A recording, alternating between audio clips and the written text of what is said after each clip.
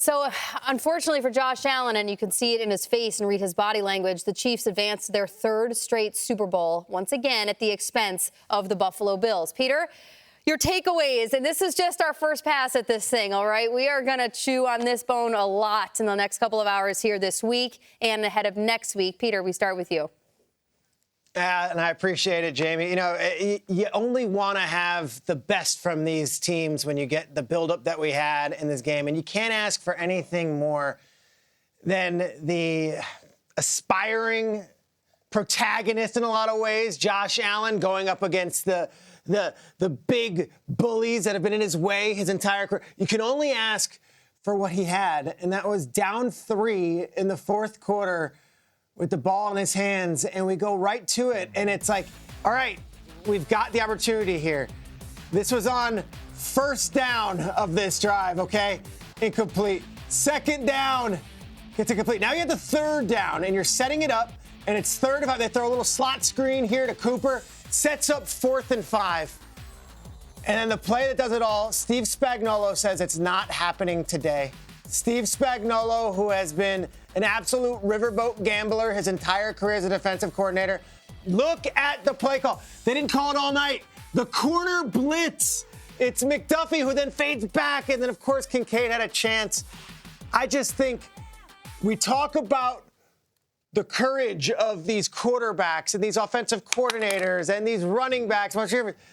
Defense still matters, and when it mattered most, it was Spagnuolo, and it was the defense from the Chiefs who made the big play. After the game, the Athletics writer Zach Kiefer was in the locker room, and Zach was interviewing all the defensive players and the owner, and Clark Hunt said, "In Spags we trust," which has been a T-shirt that they've been wearing in Kansas City for years.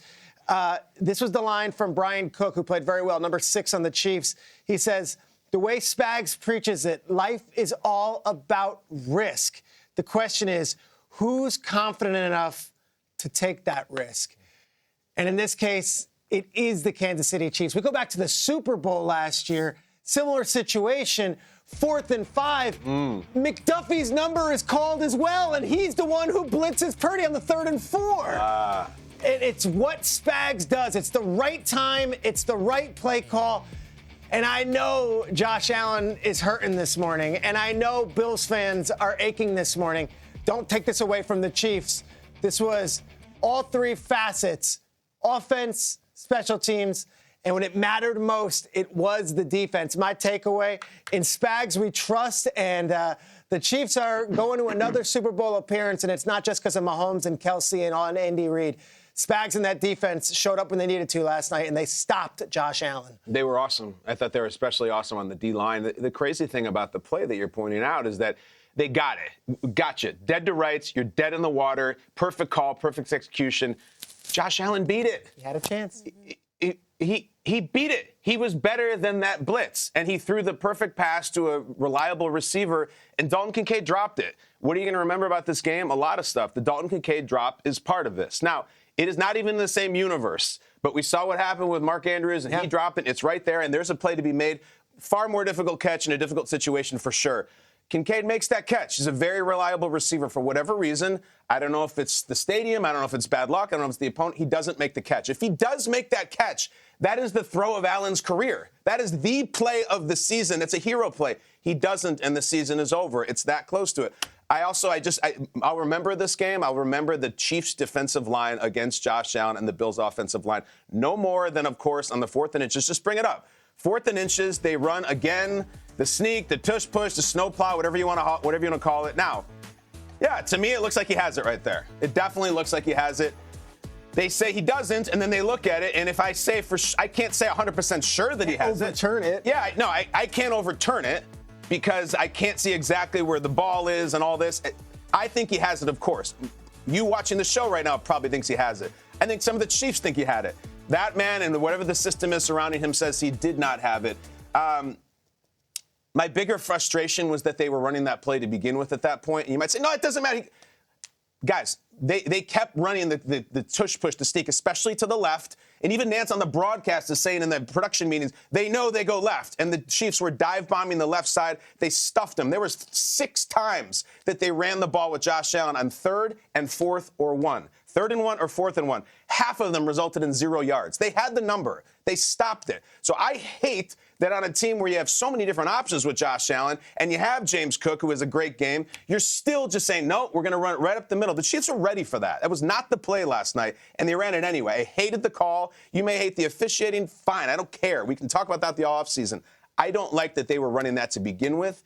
And the last thing on this, we're going to talk a lot about what this means, broad spectrum and everything, but 4 times now, 0-4. This is not 3 in a row, 4 in a row. Look at these numbers side by side. Look at, if you're a Bills fan or a Bills player, in these 4 games, the total yards, they have more. Total touchdown, 12. 0-4? Look at no wins. That's the power of Kansas City and Spagnuolo and Reid and Mahomes. And there's this take about like, well, one of these years the Bills will get it. Will they? I don't know. How many years do you got? How many shots do you actually get? There's so many places to go with this. The bottom line is Chiefs are going to the Super Bowl because they deserve it and they played better and we'll unpeel all this stuff. Hail to the Chiefs. Absolutely, they deserve credit. A lot of frustrations for the Bills side and a lot of layers, and we'll get to them. But the Chiefs deserve it. Chiefs should be in the Super Bowl.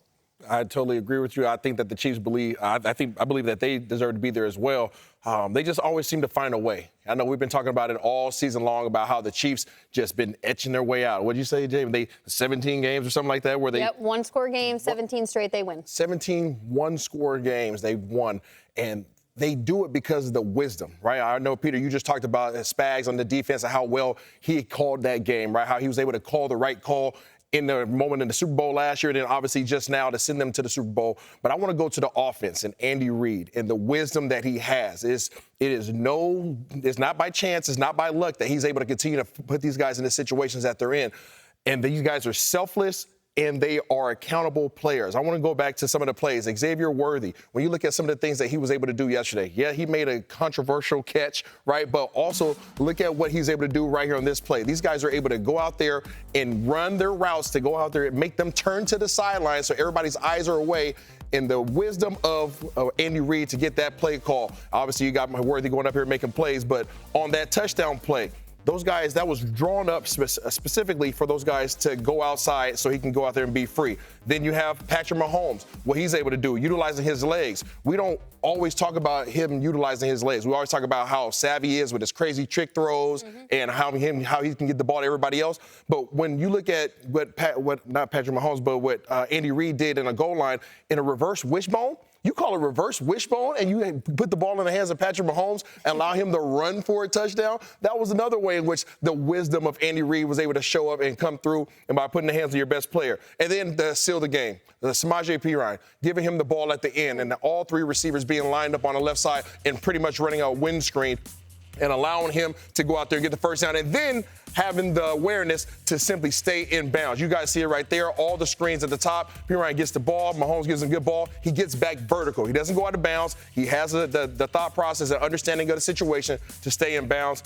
Not only are their coaches putting them in a position to be successful, but these guys are executing, and these guys are playing selfless ball. And that's the reason why the Kansas City Chiefs are in this game. It felt to me that when it came down to moving the ball from the 40 to the 40, especially in those final 2 drives, for example, for the Chiefs, Mahomes can just move that thing up the field with ease. And it even happened in that second to last drive where it resulted in the field goal. The Bills just faced challenge after challenge. And that Chiefs defense, they were turned up. They wanted to go to a Super Bowl. They wanted to run it back.